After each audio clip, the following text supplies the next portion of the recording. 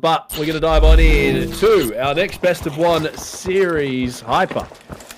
Monaco. One that you don't see too often in competitive, but ultimately a really good map in my opinion. One that is a little bit too big and does have a little bit too many buildings in terms of, you can lose people very easily on this map. And a big point of contention is the top of the church, which we are seeing right now, cathedral, whatever you want to call it.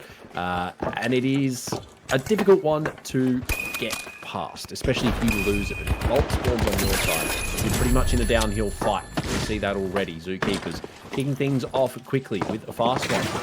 Teiko. Losing Pika is not what you want to start with. But good information gathering here from OG, who's running the lock bolt. Does manage to grab one as well as use the winch to lock in that kill. But now it looks to be the support, which comes out. OG needs some help. Teiko, who is on the medium, does need to come on in, but he's actually going to prioritize the res here and put Pika back on the board. So they lose OG. And they manage to save a bit of time for themselves, but it's realist. Have they spotted him below? No, they do in just in time. But he manages to get that res off, but I don't think it really matters. Everyone's back in the game. They're going to chase it down for a quick wipe. But no, the gateway. He's got away, but he's been spotted by OG. Thankfully, Teiko will walk away with the first one. Brilliant work creating that trap. I love a lock bolt when it's brought into play. It is one of those utils that isn't necessarily designed to be an attacking util. It's a stalling util, and that's exactly what we saw Teiko do with it. With OG firing that off, getting that lock, and of course that came with the natural territory of being so close and being able to get that winch and kill off top of it is just the added bonus and the icing on the cake. And once again, ratting in the corner. Am I surprised at this level of competitive play? No, I am not at all.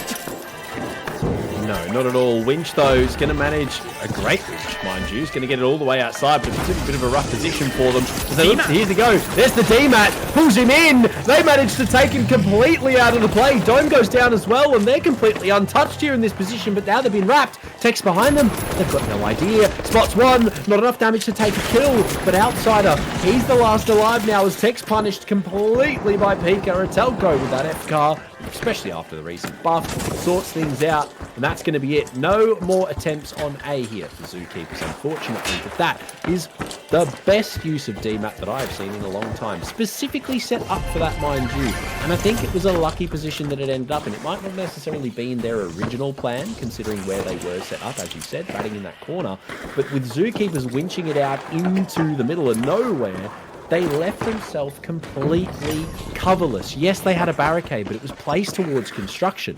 They didn't think that they were going to pop out the wall behind them like gophers. It's not how that works, but that's the beauty of DMAT, and that's the beauty of having a medium, and it's why Teiko does it so well.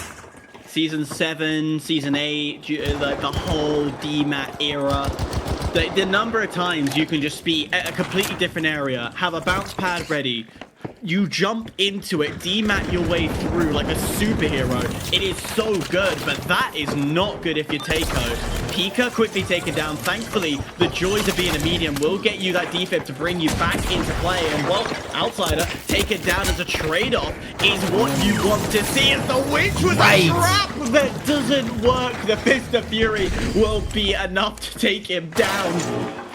Oh, heart beats for, my heart cries for Zookeepers as they have to, yet for another time, step away and allow this vault to go in favor of Teiko.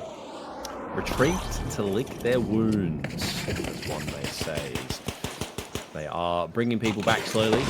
Outsider put back into it now. V9S in hand. They're ultimately, I think, probably just going to wait for a coin. Yeah, there we go. Realist back on in for a coin. 3 strong. Zookeepers now look to get involved once more. You do have a thermal ball on Outsider. I like how we thought about that at the same time there. But that's an interesting one. I saw it and I immediately thought, oh, tracking dart, cool. That's, that's similar to 5 Fears. It's a big map. You saw it on Sizz, whatever. Monaco, I could understand why they were bringing it. But like, thermal ball? It's not one that I can justify necessarily, but I sort of get it maybe. I'll tell you after this fight, because that is a great way the Realist wants to kick things off as the Telcos drops, and now that defib play to bring the fast nature of Teiko's side is gone, but Take left alive. Tech, time and time again, left in this horrible situation, and yeah, well, we've all been in there. We've all been there. But let's talk about Thermal Bore, right? I look at Thermal Bore, and you have to have a very, very specific strategy to make Thermal Bore work. You essentially can use it in one of two ways. One is for map manipulation, creating entryways from a far distance, and that's brilliant. It can also be used as a distraction to move that cash box, especially if you're in a layered building, it drops down, bang. Now you've moved the cash box. You will force your opponent to start to rotate, to move, to get ready, because in their minds, they're thinking that that steal's about to go through. So there are ways you can use Thermal Bore. It's just not popular. No, especially when options like Breaching Charge are far often more not bought over it, considering you get 3.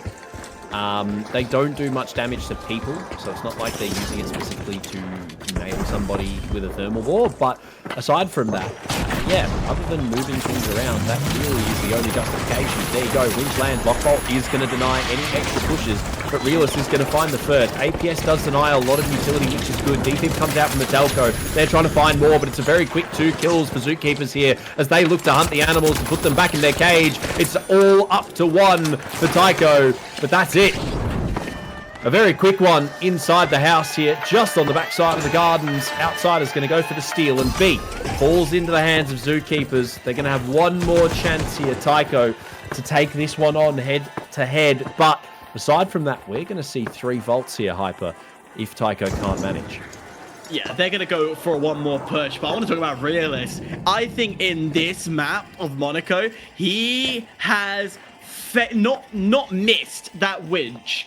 He has hit it every single time, and I love that. And it comes with the aggression. Zookeepers not afraid to drop down as a team to push this very strong Teiko squad. And it gets up in their business. They haven't found a counter to this, though. Barricade down, and Goo goes up, but the wall's been open in Grandma's house, and everything's getting a bit baked, and Grandma has been cooking inside the building. Realist tries to stay alive, able to find one. OG left alive to try and get anything to come from it. Has to go for the reset. Zookeepers done a fantastic job. We'll say thank you very much, dear sir. We'll extend the game for one more cash out. Very quick work made there by the Zookeepers, and ultimately, off the back of some great util from Teiko, though. We see Lockbolts grab 2. We see an APS down, also doing its bits. It's not like they made mistakes in that fight necessarily. It's just positionally, they were in the disadvantageous spot. They had to go for the steal. It puts them in a bad position. You can't shoot while you're stealing, and vice versa. You can't steal while you're shooting. So you got to pick between the best of both worlds, and when you're on the position of you need to steal, you don't really get to choose. In head-to-head, you have to make do with what you've got. But 3 has been tapped, Zookeepers on top of the roof here. Sonar grenades are still present. Ultimately, I did have a little bit of time to think as well during that fight while you were doing some good talking right through. Thermal Bore could be a replacement, considering that Heavy is not running C4. Lots of people have opted to run those barricades now, and could be the next level of denial, especially bringing that double light. We spoke about it on lots of different broadcasts. And when you are running that double light, you have the ability to pivot off onto some interesting choices in terms of utility. We see that great barricade though. Lockbolt as well heeds the stop.